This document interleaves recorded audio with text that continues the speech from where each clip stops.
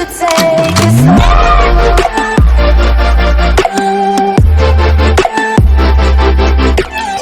Ito yung ating MicroTech hub light. So may dalawang wire na nakakonect dito, yung yellow at yung blue. Okay, so itong ating blue, yan yung ating internet direct from our router. At itong yellow naman direct sa ating, syempre yung LAN 2, yan yung direct sa laptop natin. Ito yung charger, power pala ng hub light. Ito yung yellow connected sa laptop. So pinakita ko lang sa inyo na sinadya ko talaga yung yellow at blue. Yan yung internet at LAN 1. Okay, so syempre yung laptop natin dapat may Windows ka. Sasak na natin to para sa pag-on ng ating hub light. Okay, so yun, dapat ilaw yan guys. Kung walang ilaw yung hub light nyo, ibig sabihin damage yan. Okay, so let's go. Okay, so simulan na natin. Open natin yung Winbox natin, tapos click natin tong Mac. Mabilisan lang guys, yung password pala ng mga bagong hub light ngayon nasa ilalim na ng mga router na to. Okay, so yan yung password na to. Login mo lang yan. Saglit, login ko muna.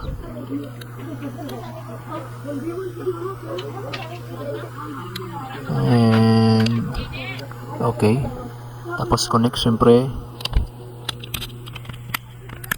Yun, nakapasok na tayo. Okay, so balikan natin yung ating guide. Yan, so reset config muna natin para mawala yung current, mga default na config nya. So punta tayo ng system, tapos punta tayo ng reset config, no default config, tapos reset configuration na natin. Okay, yes lang. Tapos hintayin natin mag-reboot si MicroTech. Hintayin lang natin ma-reboot ng ating MicroTech. Yun, reboot na. Tapos cancel, refresh lang natin to para lumabas pag nakakonect na. Yun, meron na MAC address. Delete nyo lang yung password kasi naka default na siya, naka-reset na. So connect na natin. Ayun, siyempre manghihingi siya ng old password at new password mo. Okay, so lagyan natin admin 1 ang ilalagay ko para mabilisan, tapos admin 1 change. Yun, siyempre mag-DC para ma-check mo kung yung password mo.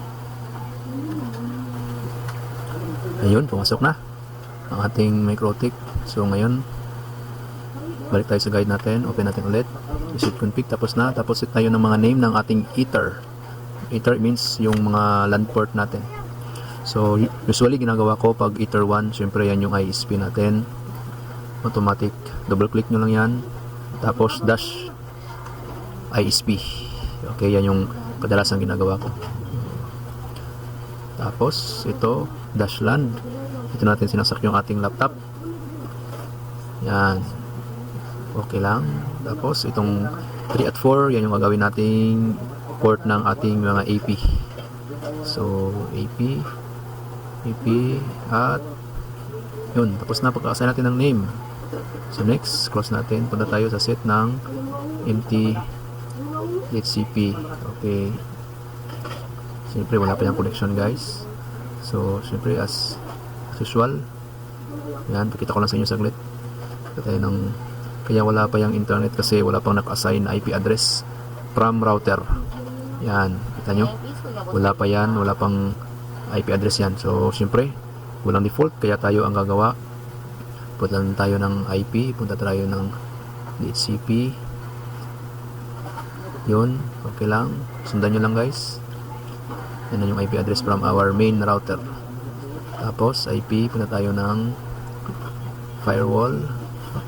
Siyempre not plus lang, out interface ISP natin, tapos action masquerade. Okay lang yan. So yung MicroTech natin meron ng supply ng internet from, pero itong LAN natin wala pa to, need pa natin mag-assign ng IP address.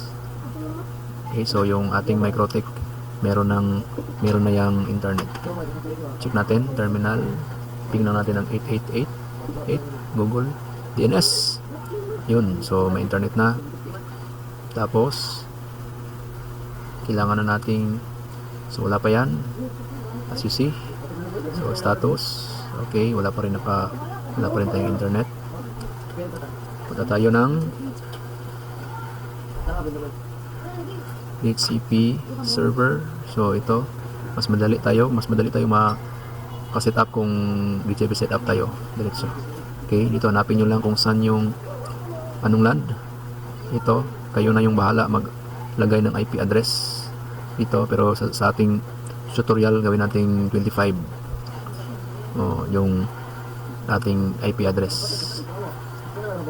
Nag-red guys, so 0 lang. Okay, tapos next lang, /24 yan. Next lang natin 25, yan yung ating IP address. So next lang dito, pwedeng i-disable na lang to. Next. Okay, so syempre naka red yan kasi wala pa, nag-declare na tayo ng IP address pero wala pang naka-assign. Okay, so wala pa rin yan. Check mo, wala pa rin. Tapos puntahan natin para ma-activate siya. Punta tayo sa addresses. Yung dito tayo mag-assign paglalagyan natin ng IP. Okay, yan. Wala, naka-red pa yan. So dito i-declare lang natin yung IP address niya. Okay, so yan yun guys, sa IP pool. So yan yung lalagyan natin dito, 192.168.25./24. So network, ito yung gateway, yung network nya, that's 0 to guys. Okay, tapos syempre sa interface, pili lang interface land, tapos apply. Yun, nag-block na, meaning activated na at enable na. Okay, yun, so okay na, napaglagyan na natin. Kung disable yan, red yan, so walang assign na IP address. Pag naka-check, okay, enable. Yun, so yun, tingnan natin kung connected na ba, may IP address na bang naibigay. Ayun, meron na. So naka-assign na tayo ng IP address. So yun lang guys, may internet na ang ating laptop. Okay, so next, DHCP, syempre yung DNS pala natin. Okay, syempre yung Google yung gagamitin natin, 8.8.8.8 at 8844. Okay, pagkatapos ito na tayo sa next, DHCP setup for LAN 2 address list. Okay, tapos na tayo sa ating first config. I'm Jackson.